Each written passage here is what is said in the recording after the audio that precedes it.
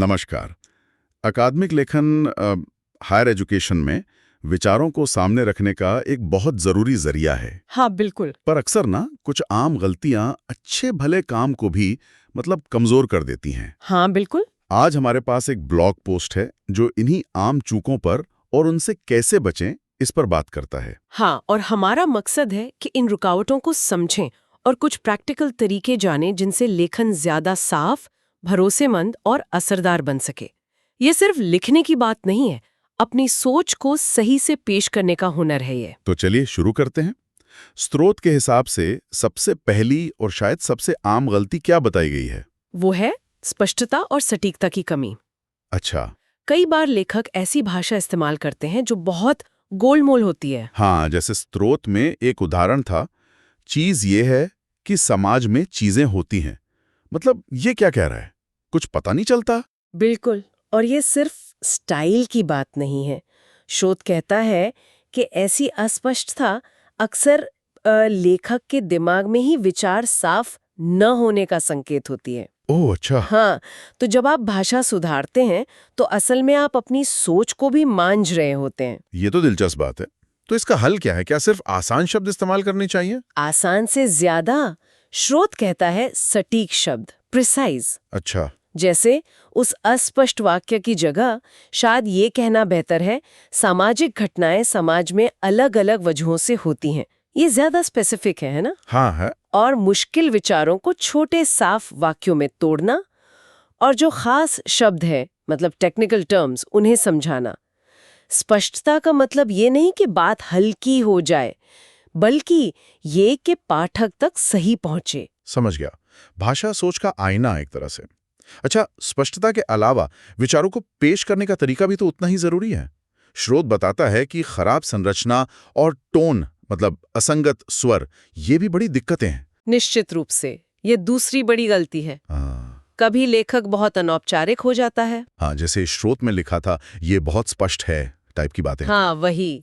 और कभी एकदम से बहुत ज्यादा फॉर्मल, या फिर पैराग्राफ्स के बीच कोई लॉजिकल लिंक ही नहीं होता, विचार बिखरे बिखरे से लगते हैं। इससे पाठक का ध्यान भटकता है और लेखक की बात का वजन कम हो जाता है। और मुझे लगता है इससे पाठक का भरोसा भी कम होता होगा लेखक पर। बिल्कुल। एक जैसी फॉर्मल एकेडमिक टोन और लॉजिकल स्ट्रक्चर पाठक में विश्वास जगाते हैं। सही है। ये दिखाता है कि लिखने वाले ने मेहनत की है, अपने तर्कों को सलीके से रखा है। शोध के मुताबिक एक अच्छी आउटलाइन, साफ इंट्रोडक्शन और निष्कर्ष और पैराग्राफ्स को जोड़ने वाले शब्द जैसे इसके अलावा, इसके उलट, नतीजतन, ये सब एक मजबूत ढांचे के लिए बहुत जरूरी हैं। ये ढांचा ही तो तर्क की रीढ़ है। लेकिन एक सवाल है, क्या स्रोत ये भी बताता है कि कहीं बहुत ज्यादा औपचारिकता लेखन को उबाऊ या बहुत भारी ना बना दे? ये बैलेंस कैसे बने? और वस्तुनिष्ठता और फॉर्मल लहजे पर है, पर इसका मतलब रोबोट जैसी भाषा नहीं है। ठीक है। बैलेंस का मतलब है साफ, सटीक और प्रोफेशनल बने रहना, बिना फालतू की भावनाओं या बहुत ज्यादा इनफॉर्मल भाषा के। अच्छी संरचना और साफ तर्क अपने आप में लेखन को दिलचस्प बना सकते हैं। असली कनेक्शन तो विचारों की क्वालिटी से आता है। ठीक है, तो स्पष्टता और संरचना के बाद स्रोत तीसरी बड़ी गलती किसे मानता है? मुझे लग रहा है ये सबूतों के इस्तेमाल से जुड़ा कुछ होगा। आपने बिल्कुल सही पकड़ा। एकेडमिक लेखन पूरी तरह दावों और सबूतों पर टिका होता है। स्रोत बताता है कि अक्सर लेखक या तो काफी सबूत नहीं देते या फिर ऐसे स्रोत इस्तेमाल करते हैं जिन पर भरोसा नहीं किया जा सकता। और एक बहुत बड़ी चूक है स्रोतों का ठीक से हवाला ना देना। हाँ, साइटेशन वाली बात। बिल्कुल, जिससे साहित्यिक चोरी मतलब प्लेजरिज्म का गंभीर खतरा पैदा होता है, किसी और के काम को अपना बता देना। ये तो बहुत गंभीर है। तो विश्वसनीय स्रोत कैसे पहचाने? स्रोत खास तौर पर पीयर रिव्यूड जर्नल्स की बात करता है, मतलब ऐसे रिसर्च पेपर जिनकी जांच उसी फील्ड के दूसरे एक्सपर्ट्स ने की हो। अच्छा। साथ ही जानी मानी एकेडमिक किताबें और भरोसेमंद संस्थानों की रिपोर्ट्स।